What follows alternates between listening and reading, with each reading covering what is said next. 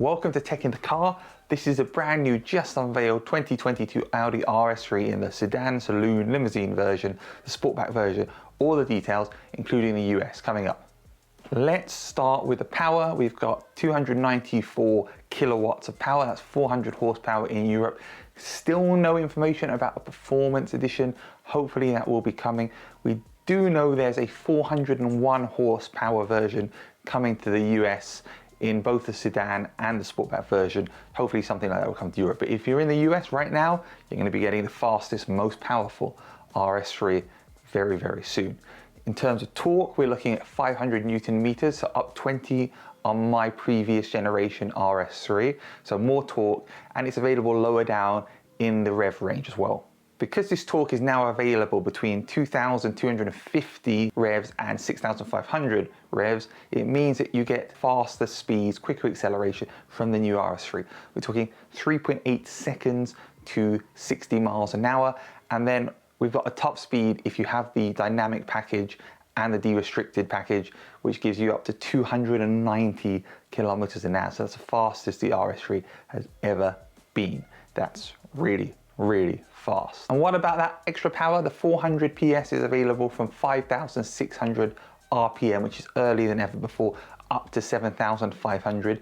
Let's not forget that beautiful 5-cylinder inline 5, amazing sounding RS3 engine, which I love. And when I start my car every day, it gives me goosebumps. That's amazing. That's staying in the RS3. That's not going anywhere whatsoever. Let's talk drift mode. Now, I've shown some footage of the RS3 drifting around in my previous videos. Don't forget to check out my previous videos if you haven't, and give me a thumbs up, a like, and subscribe for more. But drift mode is now available with the RS Torque splitter. This is the first Audi car with this feature by default fitted as standard. And this has been specifically developed for the RS3. I'm sure it's going to go to many other Audis over time, but it was created for that.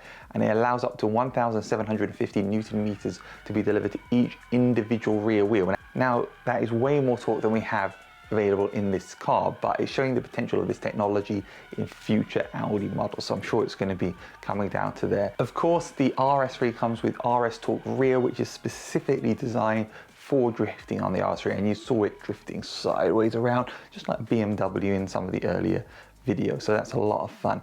The RS Torque Splitter is not just about drifting, it's also better performance. This new RS3 has better performance, better traction, better stability, better in all kinds of weather conditions. It means that it's able to go around corners and handle more grip than ever before, and it's a huge improvement. And we have perfect handling. This car apparently has zero understeer and healthy oversteer, so if you want to drive it, no more issues, people complaining about it not turning in exactly as you want it to. This is meant to be amazing. Don't forget that amazing sound again. What about those wheels? Well, those wheels are available in two options. The RS3 by standard is equipped with 19-inch cast wheels in the 10Y spoke design. True Racing design is also available with the 5Y spokes with RS branding, and you'll also be able to have Pirelli P0 Trofeo R semi-slicks for the first time from the factory on the RS3. There are two colors which are new to the RS3, Kailami Green, like this light is meant to be behind me, and Kimura Grey, which there hasn't been any footage of, but I'm sure will look amazing. I'm sure you also have traditional colors, but Audi haven't spec'd those yet and shown us what they're going to be. What about the general design? Well, of course, you've seen this new black mask, as Audi calls it, which accentuates the light and the wider grille. But what if you want an aluminium design? Well, that's available too. There is an aluminium package available for the new RS3, and it's available to accentuate the front bumper, diffuser insert, and the window trim. Now, I don't actually know what that's going to look like. Again, no pictures yet. We'll see. Is the black better or is the aluminium better? We'll see. Perhaps the coolest thing the new RS3 does is the headlights. Obviously, the headlights and the rear lights have these cool animations now, but the front matrix option will actually show RS3 spilled out in the light the front. How cool is that? What if you want carbon fiber? Well, of course, there's carbon fiber available. Why wouldn't there be? In fact, we've got carbon fiber available on the rocker panels and obviously on the interior, and we've got mirror caps. You can have the tailgate spoiler in carbon fiber and the rear edge spoiler on the Sportback also in carbon fiber. Sound, well, we talked about sound a bit, but it's got a fully variable flap exhaust, so it means it will accentuate the sound even more and give you more control over that amazing 5-cylinder warble. Inside the car, of course it's going to look amazing. Both colours in the design package, which is available, include green and red, and both come with a 12 o'clock steering wheel stripe, which makes it look really sporty, and full Alcantara steering wheel also available. And you can see the accents in the car, which match, depending on the design package, the inside. So in the vents there's little green bits, as also you can get it in red as well. Of course, you have that flat bottom steering wheel. If you want the assistance features, I'm sorry, and this slightly annoys me, you have to have a round steering wheel. Why can't I have a flat bottom steering wheel with assistance features like on my car? But anyway, that's currently what the spec is. We have zinc paddle shifters as well behind the steering wheel, so you have that really nice feel when changing up gears. At the front, the car is 33 millimeters wider than the previous thing, and you can see the vent behind the front wheel, which looks incredible.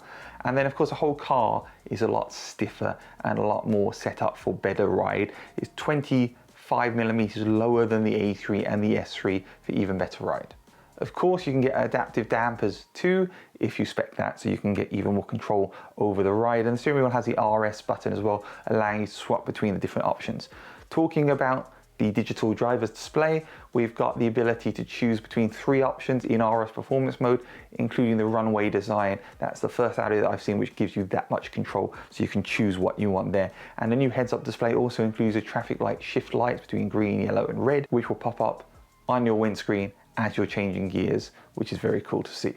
What about availability? The RS3 is available now, mid-July, August. I guess we'll have to see what the dealers are doing. 60,000 euros for the Sportback version, 62,000 euros for the sedan version. That's pretty much the same price as the previous generation RS3, with a few of the options spec'd up. And it seems like the new RS3 is going to come pretty well spec'd out the box as well. So I think you might find these prices are very comparable to the previous generation of car. No prices obviously for the US or for the UK yet, but those are the starting prices in Germany.